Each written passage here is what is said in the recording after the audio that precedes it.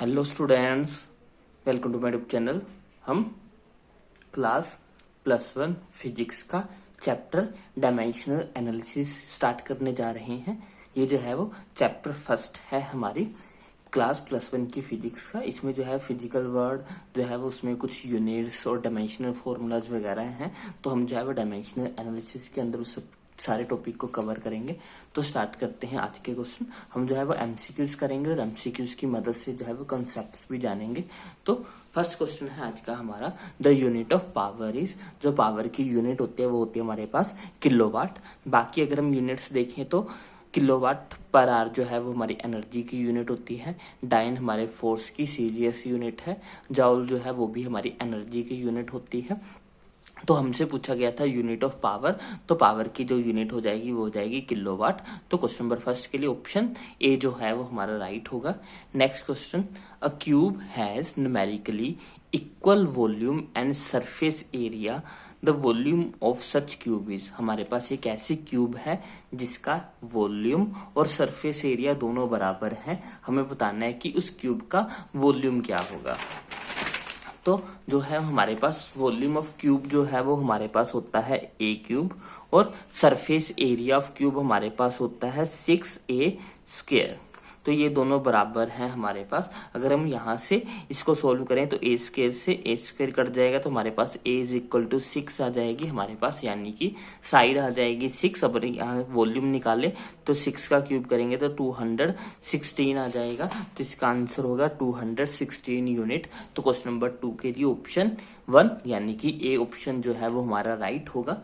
Next question, question number 3, the dimensions of torque are. हमें जो है वो डायमेंशंस बतानी है टॉर्क की। जो हमारा टॉर्क होता है, टॉर्क जो है वो हमारे पास होता है force multiplied by the perpendicular distance. और फोर्स की जो यूनिट, फोर्स का जो हमारे पास डायमेंशनल फॉर्मूला होता है वो होता है m1 l1 t-2।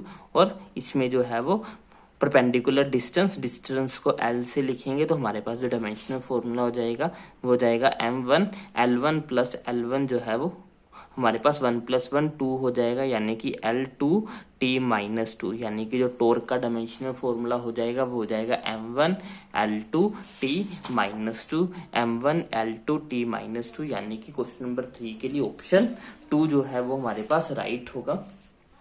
Next question, question number 4, the dimensional formula of angular momentum is.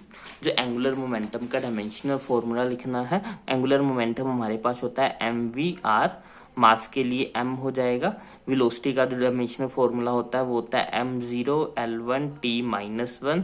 और r जो है हमारे पास रेडियस है यानी कि लेंथ है, तो इसका l हो जाएगा।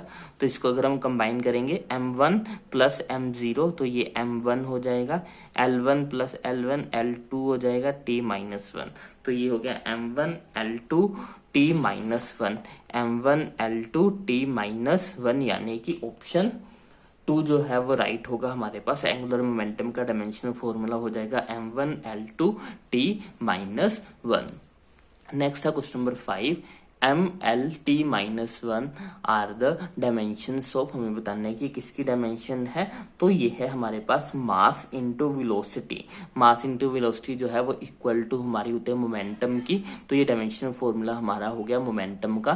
तो क्वेश्चन नंबर 5 के लिए ऑप्शन 2 हमारा राइट होगा।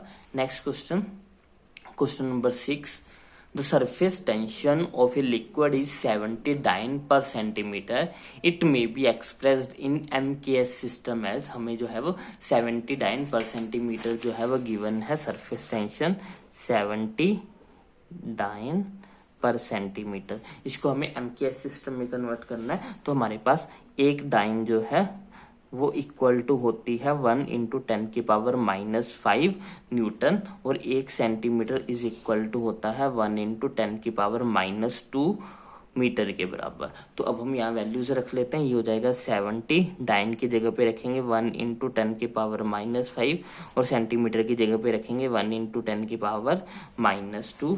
तो ये हो जाएगा 70 इंटू ये -2 ऊपर जाके +2 हो जाएगा, -5 में से +2 माइनस करेंगे तो हमारे पास आ जाएगा -3, तो ये हो जाएगा 10 की पावर -3। तो एक जीरो से एक जीरो कैंसिल हो जाएगी, तो ये हो जाएगा 7 इंटू 10 की पावर -2 न्यूटन पर मीटर, यानी कि ऑप्शन 2 जो है वो हमारा राइट हो जाएगा क्वेश्चन नंबर 6 के लिए। 7 इंटू 10 की power -2 newton per metre. Next question, question number 7, which of the following is a derived unit. हमें बताना है कि इनमें से कौन सी जो है वो एक ड्राइव्ड यूनिट है।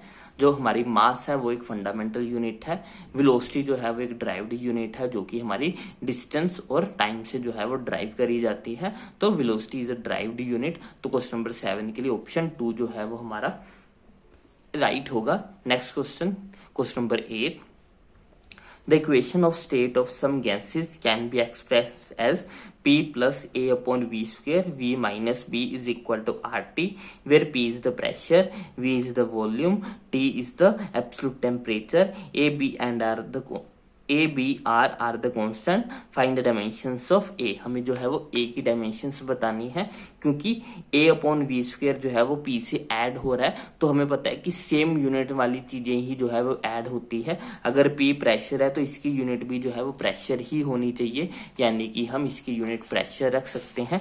तो जिससे हम कह सकते हैं कि A अपॉन वी स्क्वायर जो है वो इक्वल टू प्रेशर है। और प्रेशर का जो हमारे पास डायमेंशनल फॉर्मूला होता है वो क्या होता है, प्रेशर इज इक्वल टू हमारे पास होता है force upon area.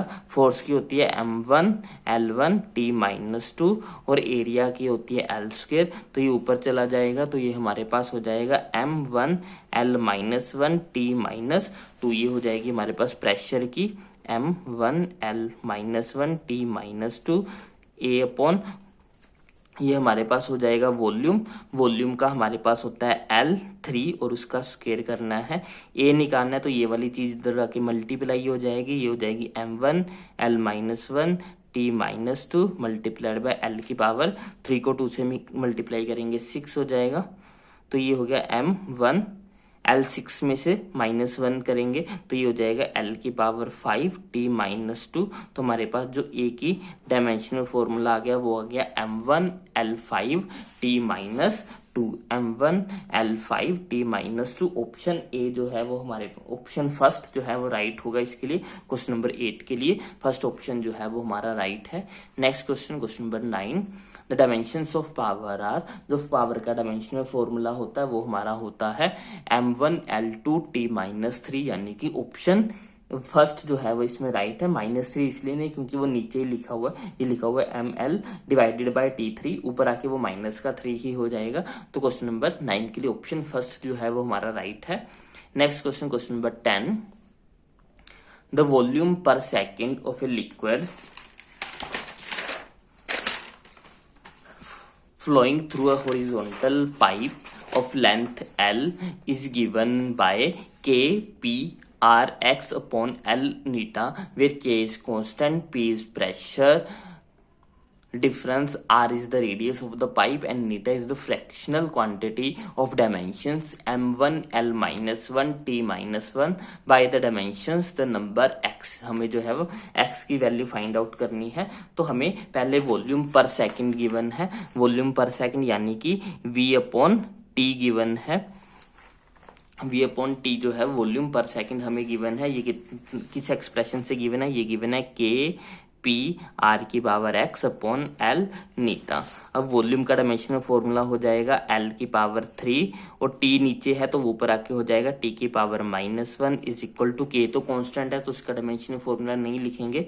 P pressure है और प्रेशर का डायमेंशनल फॉर्मूला अभी हमने निकाला था कि प्रेशर का डायमेंशनल फॉर्मूला हमारे पास होता है m1 L -1 T -2। तो प्रेशर की जगह पे वैल्यू पुट कर देते हैं, ये हो जाएगा हमारा m1 L -1 T -2, ये हमारा हो गया प्रेशर। और R जो है वो रेडियस है यानी कि लेंथ होगा, इसकी पावर X वो ही निकालनी है हमें।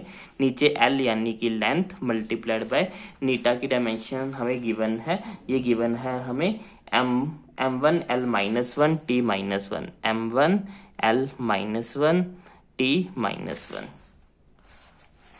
तो अब इसको सोल्व कर लेते हैं। m1 से m1 कैंसिल हो जाएगा, एल की पावर -1 से एल की पावर -1 कैंसिल हो जाएगी, तो ये हमारे पास हो जाएगा एल की पावर 3 टी की पावर -1 इज इक्वल टू, यहाँ से ये टी की पावर -1 ऊपर जाके +1 हो जाएगी, -2 में से +1 करेंगे तो ये आ जाएगा टी की पावर -1, और साथ में हमारे पास बच जाएगा एल की पावर x, और ये ऊपर आके -1 हो जाएगा, -1, ये टी की पावर -1 टी की पावर -1 कैंसिल हो जाएगा, हमारे पास बच जाएगा एल की power 3 is equal to x -1।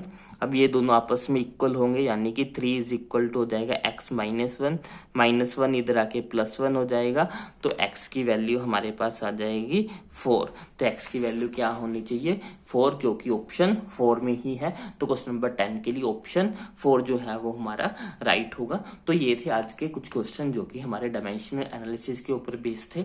I hope आपको सभी क्वेश्चन जो है अच्छे समझ में आए होंगे। अगर आपको कोई भी डाउट हो तो आप मुझे कमेंट सेक्शन में लिख सकते हैं। अगर आपको वीडियो अच्छी लगी है तो इसको लाइक करें, शेयर करें और चैनल को सब्सक्राइब करें। Thanks for watching, bye bye, take care.